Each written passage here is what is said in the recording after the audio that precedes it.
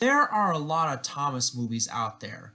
Some are good, some are bad, while others are just okay.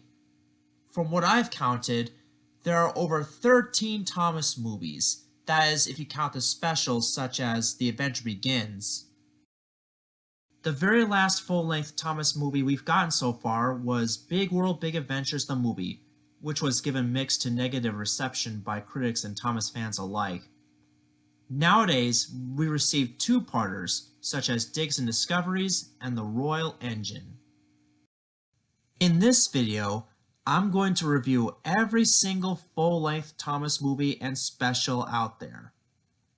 However, I am not going to include Thomas in the UK trip, Bubbling Boilers, or any of the two-part specials. The only Thomas special I'll be giving out will be a surprise. Buckle up, folks. This video is going to be one long train ride.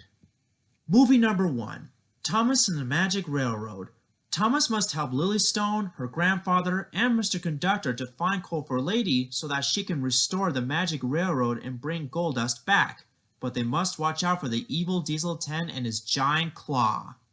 This is Thomas's very first theatrical release, and unfortunately, it bombed at the box office due to the confusing storyline as well as the fact that Thomas didn't appear that much in the film. Okay, I can understand why a lot of people didn't like this film, but to be quite honest, I can't hate this movie. I just can't. It was one of my favorite Thomas films of all time. I thought the live-action actors like Alec Baldwin and Peter Fonda did a really good job with their respective roles, or at least better than half of the voice actors in the final cut. Speaking of the voice actors, I think the best voices in the film are Thomas, Percy, Toby, Annie and Clarabelle, and of course, Lady, who was voiced by Burlcroft herself, by the way. But the other half of the voice cast is pretty bad, especially with Susan Roman as James. I mean, no offense to Susan Roman, I liked her better in other roles like Sailor Jupiter from Sailor Moon, as well as Champ Bear from the Care Bears. I just don't like her voice for James because it makes him sound way too young.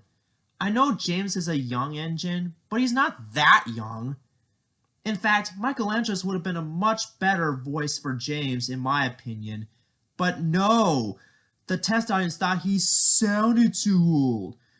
My second least favorite voice has to be Neil Crone as Diesel 10. Not only he sounds less scary than the original Keith Scott, but it makes him sound too American. Heck, I'm an American citizen, and even I can tell that most of the Sodor engines are British designs. But the change to the final cut that pissed me off the most has to be the removal of P.T. Boomer. In case you're wondering, P.T. Boomer was the childhood bully of Burnett Stone. He was jealous of the relationship between him and Tasha. In fact, he was supposed to be one of the main villains of the film and was supposed to be the reason why Lady went too fast and crashed, not Diesel 10. Sadly, like Keith Scott as Diesel 10, Doug Lennox's performance as P.T. Boomer was cut out because the stupid test viewers thought he was too frightening for little kids. Seriously, parents, are you really that insensitive? He's supposed to be scary! I could go on and on about the director's cut, but if I did, we'd be here all day. So let's move on to another thing I like about this movie. The soundtrack. Don't get me wrong, I love Junior Campbell and Michael O'Donnell, but I think Huey Mann comes at a close second when it comes to the Thomas franchise. One of my favorite songs in the movie has to be I Know How the Moon Must Feel, because it pulls my heartstrings and makes me feel really happy inside. Overall, despite the movie's flaws, I still enjoyed it from the bottom of my heart. The live-action actors were great, half of the voice cast was decent, the model animation was excellent as usual, and the soundtrack is really good for the ears. So therefore, I give the final cut a 7.5 out of 10 stars, while the director's cut gets an 8 out of 10 stars. It's not a perfect movie, but it's better than what's to come next. Movie number 2, Calling All Engines. The Steamies and Diesels must work together to help clean up the island of Sodor as well as building the new airport. This is the first Thomas special to be released directly to DVD, and it's for the 60th anniversary of the franchise. This movie, in my honest opinion, was a slight downgrade from the previous movie. Why? I'm about to explain. First of all, the plot is kind of boring. Not much action happens aside from the suspension bridge collapsing in the storm, as well as the Steamies and Diesels fighting in the middle of the movie. Secondly, although I'm very grateful that they brought back Lady in Diesel 10, but the problems are, 1. Letty only appeared in one scene with Rusty, which is a dream that Thomas had about Steamies and Diesels working together, and we never get to see her again after this movie. 2. Diesel 10 is really out of character here. They made him grumpy instead of an evil monster like locomotive who's out to destroy everything as usual. Another thing that bugs me about Calling All Engines is the fact that the learning segments get in the way of the story. For instance, there was a segment where Thomas has to play a trick on Devious Diesel by having him pick the wrong truck for him to pull, and another one shows which route should Thomas safely take to bring the girders to the suspension bridge. If you cut these out entirely, it probably won't make much of a difference. Overall, this special is boring, but is it the absolute worst? Not really. I mean, there are a few other things I like about it, like the other returning characters such as Daisy and a brief cameo of Derek in one song. I also like the fact that they brought back Rusty's Season 4 model, which in my opinion looks better than his current large-scale model. Lastly, despite the special's boring plot, it does have a nice message that it doesn't matter how different we are, we can always be friends and work together in harmony. So therefore, I give this movie a 5 out of 10 stars. It's bad, but it's not too bad. Movie number 3, The Great Discovery. Thomas finds an abandoned city called Great Waterton and wants to help restore it, but gets jealous of a newcomer named Stanley. This is the second and final movie using model trains before moving on to CGI, and the only special to be narrated by Pierce Brosnan, whom, by the way, was going to narrate seasons 12 through 14, but didn't make the cut. I think this is a huge improvement over Calling All Engines because 1. They got rid of the unnecessary learning segments that interrupt the story. 2. The movie itself has a better plot with action-packed scenes such as Thomas floating in an abandoned mine. 3. I like the new character Stanley because of his silver paints and likable personality. And 4. The best part of The Great Discovery has to be the rap song, Thomas, You're the Leader, which is one of my absolute favorite Thomas songs of all time, by the way. But if there's one problem I have with this special, it's that Pierce Brosnan, despite being a better narrator than the two Michaels, is hard of hearing sometimes. There were times where you can barely hear what he's saying. Also, in terms of rebuilding Great Waterton, there was a small goof where the narrator says that the clock tower took 1 day to be rebuilt, when in reality it would take more than that.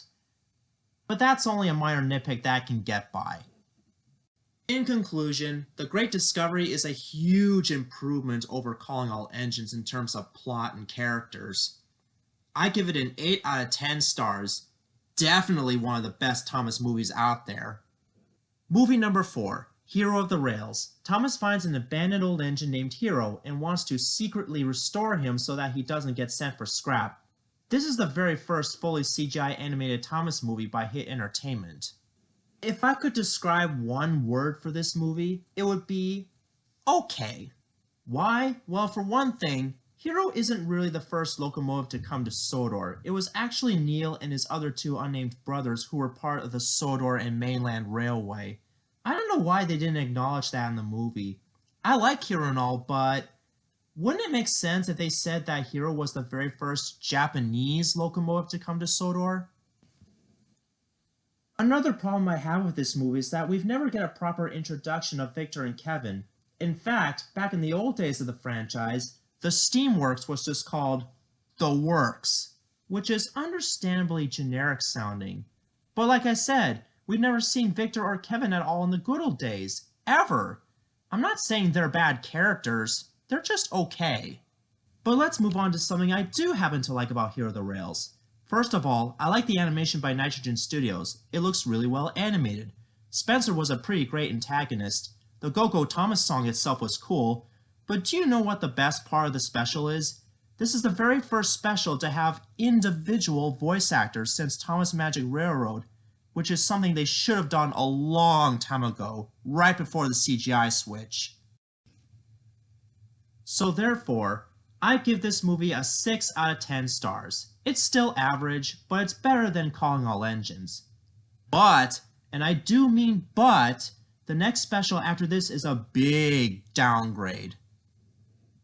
Movie number 5, Misty Island Rescue. Thomas ends up ashore on a mysterious island called Misty Island, where the logging locos reside. Fun fact, this special was released on the 65th anniversary of the Thomas franchise. Let's get the few good things out of the way first. First of all, I like the 2D animated opening sequence where we get to see Thomas working on Misty Island. I especially like the Pirates of the Caribbean-like music that they played over it.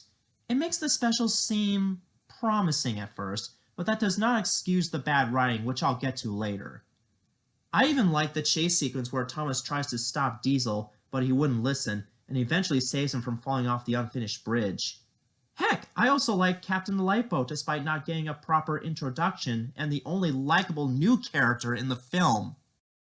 But unfortunately, those are all of the good things I can think of because what makes this special so bad is that the writing itself is repetitive. I mean, Thomas kept saying that he makes good decisions. As if. And because Diesel lost all of the Joby wood down the ravine, Thomas has to get some more on the mainland, which is stupid because why couldn't Sir Topham Hatt just order some more from Japan? Because according to Hero, that's where some of the Joby logs come from. When Thomas was about to be boarded on boat to the mainland, the dockyard manager says that the boat was full, so how will Thomas get to the mainland now? By being loaded onto a little raft with no security whatsoever. Why couldn't he just wait for another ferry boat to come and pick him up? And wouldn't you know it, the chain between the raft and the boat broke off. You see why this is a stupid idea? Later, he washes up onto Misty Island where he meets some of the most annoying characters ever created by Hit Entertainment, Bash, Dash, and Ferdinand. Okay, I'll be honest. I didn't hate these characters at first because they were based on American-designed logging locomotives. I also liked their voices, particularly in the US dub of the show. But unfortunately, those are the only things I like about them. What I hate about them is that their personalities are annoying. Bash and Dash are basically rip-offs of Bill and Ben, while Ferdinand is basically the Misty Island equivalent of Edward, which at first, I thought he was going to be wise like Edward, because according to some promo, he's a friendly giant. But no, he's about as annoying as Bash and Dash, but the worst part about him is his catchphrase, "That's right." That's right. That's right? That's right? That's like having your catchphrase be, "What could possibly go wrong?" Yeah, it's that stupid! Don't get me wrong, I love catchphrases, especially in cartoons, but you need to put more effort than just to say, "That's right," or "What could possibly go wrong?" Otherwise you'll come off as annoying and unfunny. I mean, look at The Simpsons and the original Magic School Bus. They have some of the funniest and most memorable catchphrases of all time. Another stupid thing about Misty Island Rescue is Old Wheezy himself. Honestly, when I first saw Old Wheezy, I thought he was just a generic unalive crane that goes out of control, but really, he, along with Hee Haw, were also new characters, but without faces or voices. Though they did have voices in the Japanese dub for some reason. I honestly hate Old Wheezy more than the logging locos themselves because he's a freaking death trap! If there were a crane like that in real life, there would be serious injuries and that railway would go out of business for good. If I could think of one last con about Misty Island Rescue in terms of the plot, it would be the fact that Thomas can easily come back to Sodor by going through the Misty Island Tunnel, which is pretty dangerous if you think about it. I mean, if it was like an underwater subway like the one in Europe, I can understand, but these are steam engines. Their steam could suffocate the respective drivers and firemen. Also, imagine if the Misty Island Tunnel somehow got flooded in, and they would all drown. Now that wouldn't be good now, wouldn't it? In conclusion, this is the worst Thomas special ever to be made by Hit Entertainment. Everything about this special is stupid and wasted potential. I give it a 3 out of 10 stars. It is that bad. And I'm so glad that we'll never be seeing any more Misty Island ever again. Movie number 6, Day of the Diesels. Diesel 10 plans to take over the Steamworks because the Diesel Works was beyond repair. This is the very first special not to have Thomas be the main hero. This is honestly an improvement over Misty Island Rescue. I loved how Percy is the main protagonist and he, along with Belle and Flynn, did their very best to save Thomas from a fire at the Diesel Works, and that he rounds up the other Steam Team members to go against Diesel 10 and his gang, which is a really good climax for a Sharon Miller special.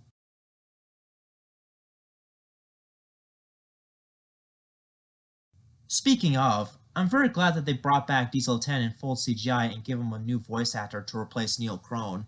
Here's a fun fact. Rupert Dagas was going to voice Diesel 10 in this movie, but was replaced by Matt Wilkinson because they thought that Rupert would be a little too frightening for young audiences. But hey, at least they didn't bring back Neil Crone again to reprise his role. However, even though Wilkinson is an improvement over Crone, but when I first heard his voice, I thought it sounded a little too old and not scary enough. But hey, at least it's British sounding. That's why I think Keith Scott will always be the best Diesel 10 in my opinion. Another thing I like about this special are some of the new characters like Den and Dart. I thought they were pretty good new sidekicks for Diesel 10, even though I do miss Splatter and Dodge despite them being useless characters in the final cut of the first Thomas movie. But that leads me to my next problem. When it comes to some of the new Diesels, we only got to see Sidney once in one scene where he laughs at Percy's pointless and unfunny joke. Thankfully, they brought him back in season 17 and gave him a proper role. And although I liked Paxton, Norman, and Sidney as some of the new characters of the film, I still think they could have brought back Splatter, Dodge, and Dennis instead of being replaced by 3 new ones, because the problem with introducing new characters is that they normally appear just to sell toys. I think we should try to bring back old ones as much as possible, so that today's generation can get a chance to know them. Belle and Flynn are okay characters, but I like the fact that Flynn is an American fire engine that can go on both roads and rails, and Rupert Dagas suits him perfectly. One interesting thing I like about Belle is that she's pretty much the secondary character to have an unrealistic addition, with Diesel 10 being first. You know, like Belle having wire cannons and Diesel 10 having a giant claw. You know what I mean. If there's one more thing I don't like about the film, it's that the Day of the Diesel song at the end is just a rehash of Go Go Thomas. How lazy is that?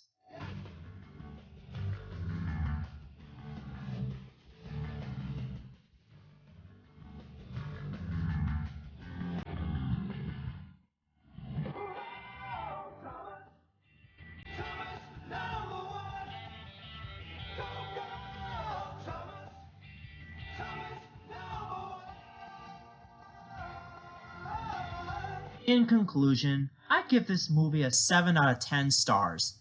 It's an improvement over Misty Island Rescue, but it's still average at best. Movie number 7, Blue Mountain Mystery. Thomas goes to the Blue Mountain Quarry where he meets a new engine named Luke and wants to be friends with him. This is the very last special to be animated by Nitrogen Studios and the very last one to be written by Sharon Miller herself. Do you know what I think about this special? Well, I think this special is actually really good. I'll tell you why. First off, we finally get to see some realism into the show, like Thomas being in charge of his own branch line with Annie and Clarabelle, whom, by the way, is their very first time speaking since Thomas and the Magic Railroad. Man, they should have given them new voices a long time ago. I was also grateful that they brought back the narrow gauge engines like Skarloey, Rheneas, Sir Handel, Peter Sam, and Rusty, as well as Mr. Percival himself. It was a miracle. I also liked all the new characters, Luke, Winston, Merrick, and Owen, and all their voices are perfect. The plot itself was great.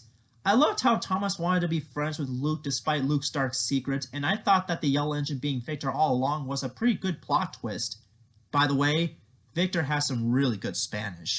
Hola, ¿a dónde vas? ¿Vas a Sodor? In addition, it's about time Paxton got a bigger role in new lines, and I think Stephen Kinman did a perfect job with his voice. Do you all always work this hard at the quarry, Scarlowy? Oh, and one more positive thing. I loved how they recreated some of the scenes from the classic era, particularly Down the Mine, A Scar for Percy, and The Sad Story of Henry. It's just a nice trip down memory lane, you know. If there's one thing I don't like about this special, it would probably be that during the climax, Thomas tries to go onto Narrogate's tracks to try to talk to Luke. I just thought that was pretty dangerous of him to do. I mean, I think Thomas should know better than to do that, as well as not doing his own branch line duties. And because of this, I give the movie a positive score of 8 out of 10 stars. I consider it the best of the Sharon Miller specials, and I'm so glad that the Sharon Miller era ended on a really high note. Not a perfect note, but a really good one indeed. Movie number 8, King of the Railway. Thomas, Percy, and James need to help restore Ulstead Castle for the Earl, and meanwhile their new friend Stephen goes missing and eventually finds King Godric's lost crown. This is the very first special to be animated by Art Productions, and the first one to be written by the great Andrew Brenner himself.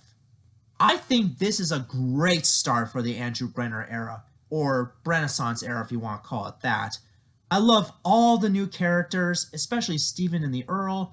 I also love the plot, the humor, the action, and the songs. And the animation itself is pretty good. About Connor and Caitlin. At first, I didn't like their accents because they sound too Irish, but after doing some research, they're starting to grow on me. I mean, their accents are part Irish and part American, and their respective railroads were built by early Irish immigrants, so therefore, it makes perfect sense why they sound that way.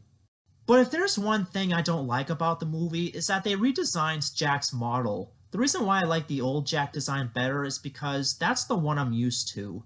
I really don't understand why they decided to change Jack's look.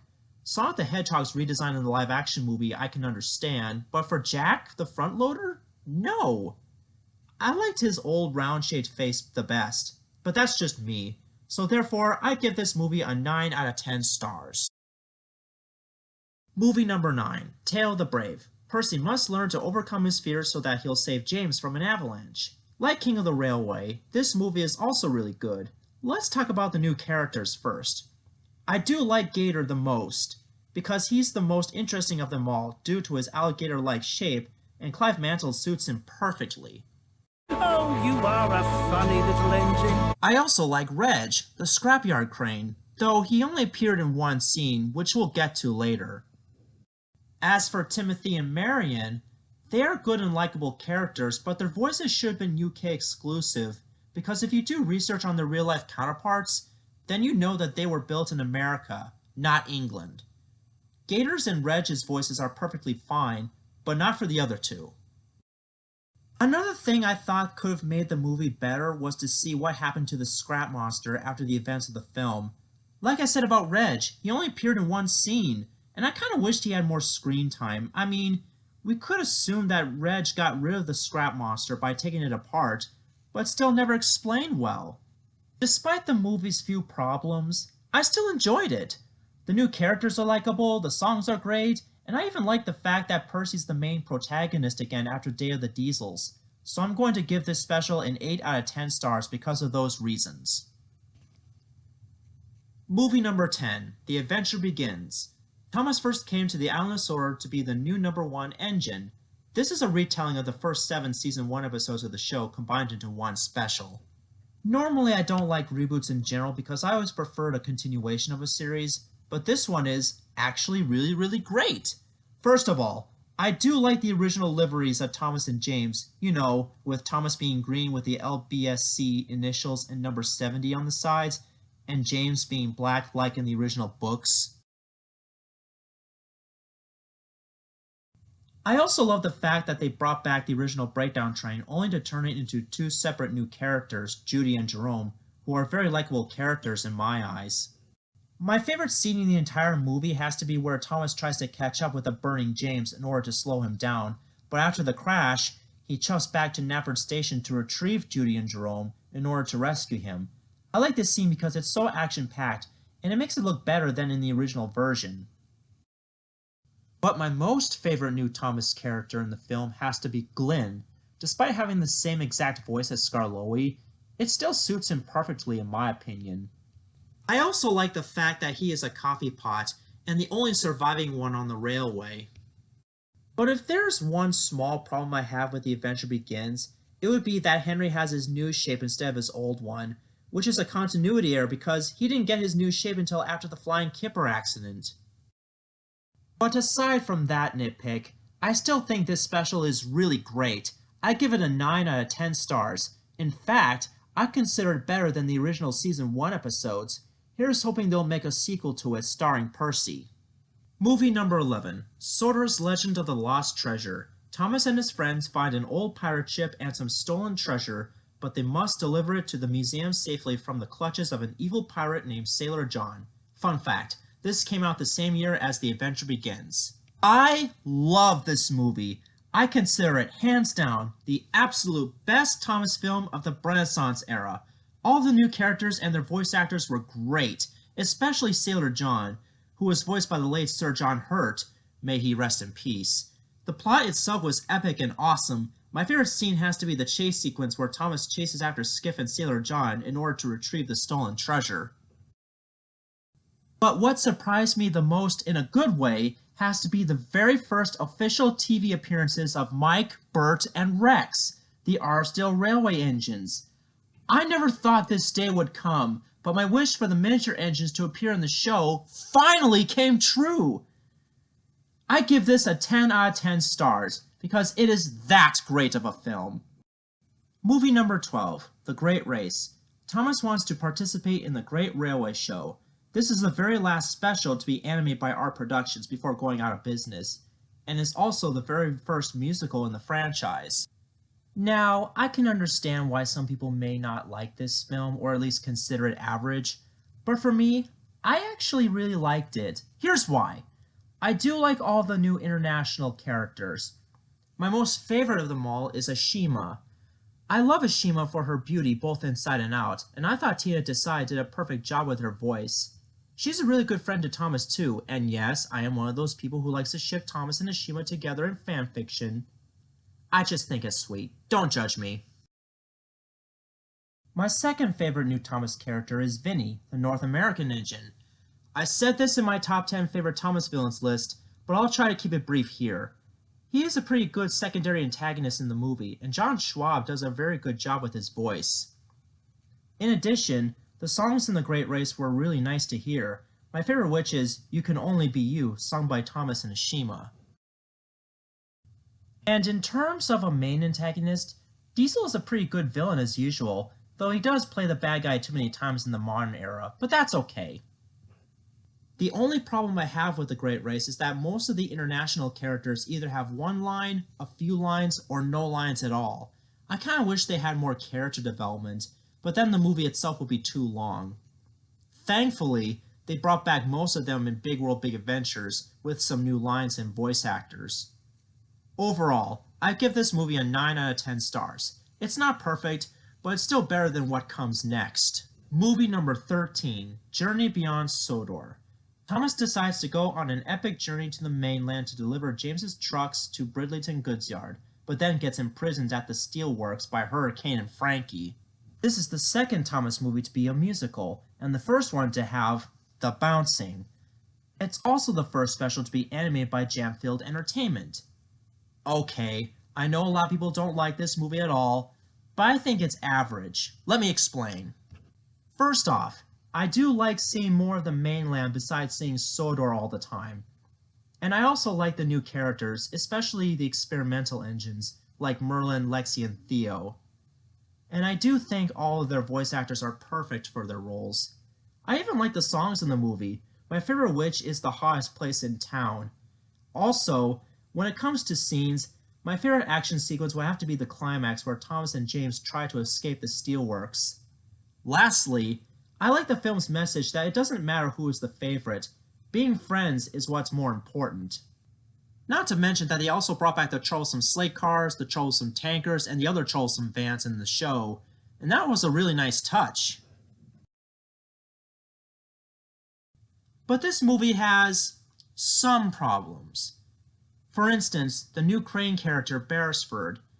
Now don't get me wrong, I really like Beresford a lot because he's funny, but his only purpose in the movie was to fill up the runtime. If you cut him out entirely, the plot would pretty much be the same without him. I mean, why not have Merlin come to Thomas and cover him up with steam in order to hide from Hurricane and Frankie instead of having Beresford give Thomas the wedgie and hide him in the water?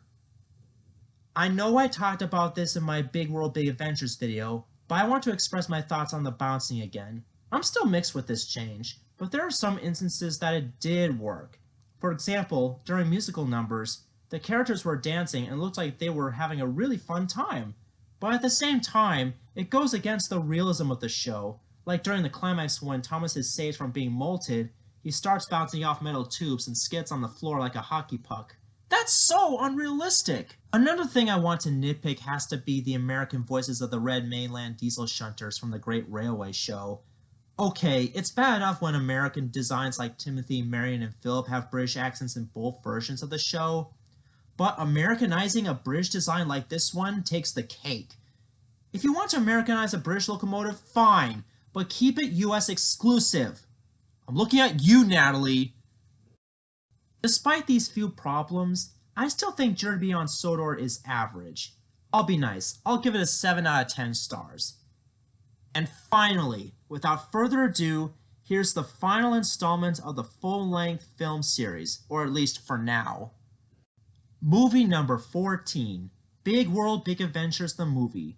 Thomas wants to be the first Sodor engine to travel all the way around the world.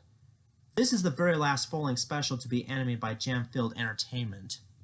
I'll be quite honest, I thought this movie was a mixed bag at first, but looking back at it, I can see why this special is even worse than Journey Beyond Sodor. First off, this is the very first movie not to have narration at all, which is kind of a downer because I always preferred the old narrator like Mark Morgan instead of having Thomas narrate the stories. I know I've talked about this in my Big World Big Adventures video, but I'll try to keep it brief here.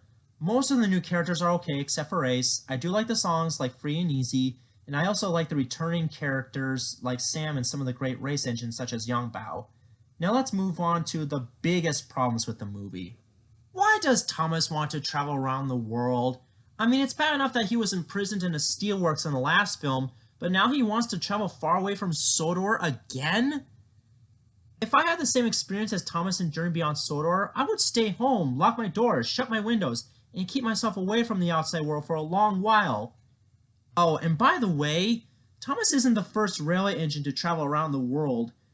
One of the first is actually the Flying Scotsman. I don't know why they didn't add that fact in. Also, why would Sir Topham Hatt leave his very own railway to find Thomas? I mean, he's the FAT's controller! He needs to stay on the island of Sodor so he can keep the railway running. Why can't he just send Harold the helicopter and maybe some workmen in order to find and retrieve Thomas? Okay, if I point out all of the nitpicks in this movie, we'd be here all day.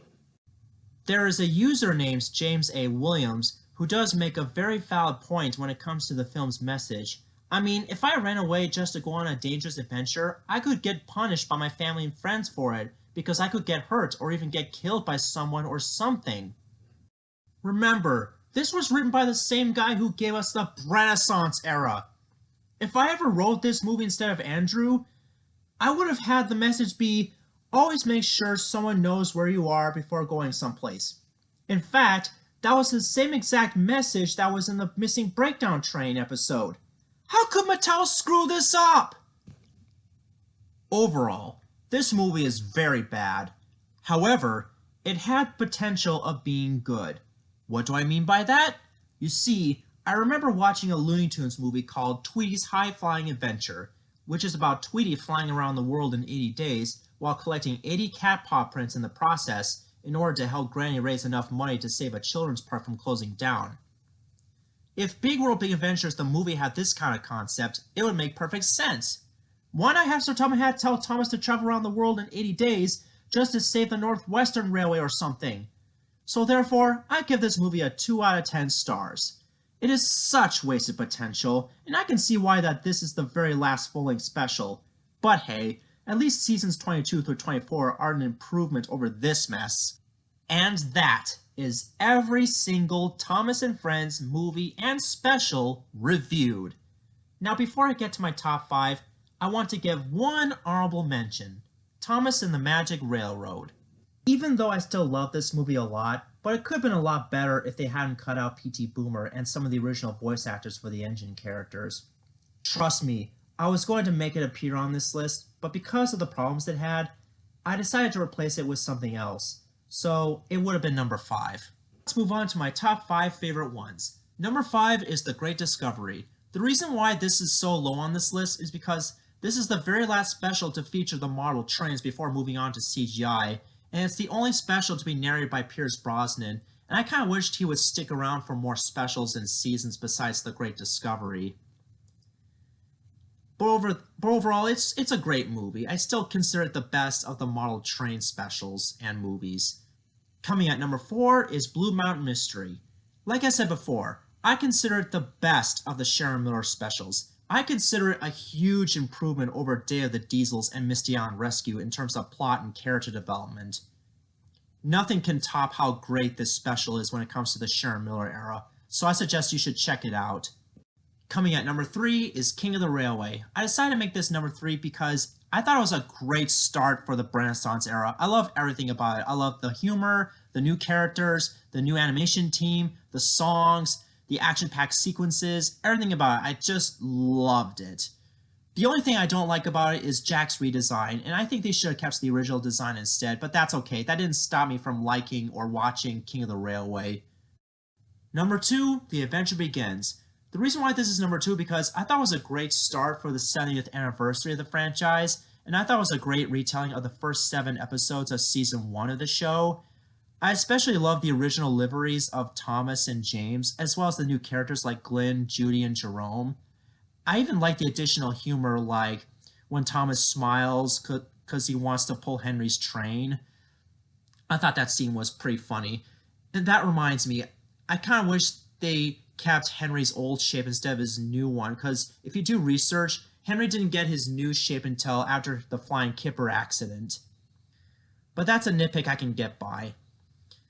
And speaking of remakes, I really hope they'll do a sequel to The Adventure Begins starring Percy, as well as Thomas's first adventures on his branch line where he meets Terrence and Burry for the first time. And I really hope they do other remakes too, like Duck and the Diesel Engine trilogy, as well as Thomas and Magic Railroad, which I'll make a video about sometime in the future. But let's move on to number 1. And the number 1 favorite Thomas film of all time is, no contest, Sodor's Legend of the Lost Treasure. I loved everything about it. I loved all the new characters, including the Archdale Railway engines. I loved the voice acting, including Eddie Redmayne as Ryan. I thought the songs were great. I thought the animation was great, and the returning characters like Donald and Douglas. And I loved the songs, including the ones sung by the miniature engines. Everything about it was just great. I can't think of one negative thing about it whatsoever. I consider it the best Thomas special of all time. I consider it better than The Great Race or Tale of the Brave or any other special ever made. But that's just my opinion anyway. In conclusion, this whole film series was great. Sure, there were a few duds, but most of the others are either good or just plain average. And despite the flaws in each special, I can at least sit through all of them because I love Thomas so much. And they're far more watchable than certain things. Remember, no matter how bad a certain Thomas movie is, there's always good potential in them. And every single one of them has their pros and cons. As a loyal Thomas fan myself, it's always a good idea to think with an open mind in order to understand why people like or dislike certain aspects of the show, and we all need to respect each other's opinions on the franchise. Otherwise, the world would be a little bit dull. Now, I'd like you guys to tell me which of these movies is your favorite. Do you like them all? Do you like some of them? Or none of them at all? Let me know in the comment section below. And also, if there's anything you'd like me to improve on, which I'm sure there is, let me know, but try to be constructive about it, okay? And if there's something that I didn't elaborate on much, then I'll promise to make a follow-up video to this. Well, that wraps up today's video, and boy was it a long one. I hope you've enjoyed it. Please feel free to like, share, and subscribe if you want to. This is Trevor Davis, signing off.